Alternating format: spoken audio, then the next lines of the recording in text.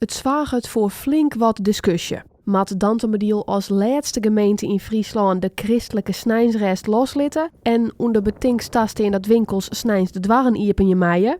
Om de mening van de inwoners te jaren houdt de gemeente manjetejoen een haak zit. Maar liefst 18 mensen haar aanmelden om in te spreken.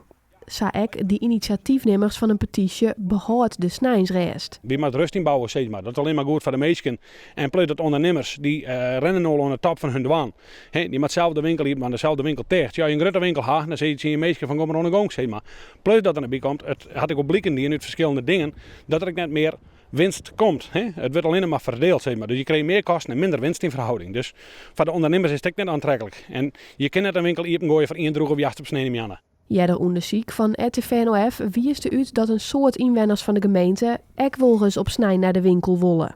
Van de goed 1800 respondenten wie 66% voor het iepenjen van de winkels op snij.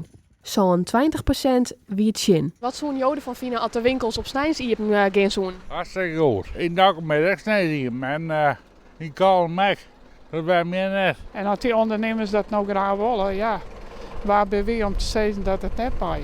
En wil je er net heen, ga je er net heen. Geen enkel probleem, maar ik heb mij net zo vol uit. Dan kun je snel ook een boodschap. Het mooi voor mij, het goed net mooi.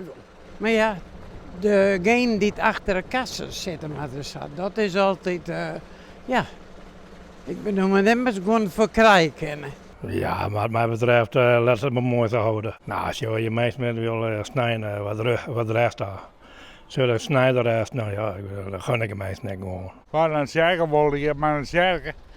En waar winkelen wilde ik een winkel dit. De uitkomsten van de haakzit oer de Keepsnijn worden tiertje besprutsen in de gemeenteraad van Dantemediel.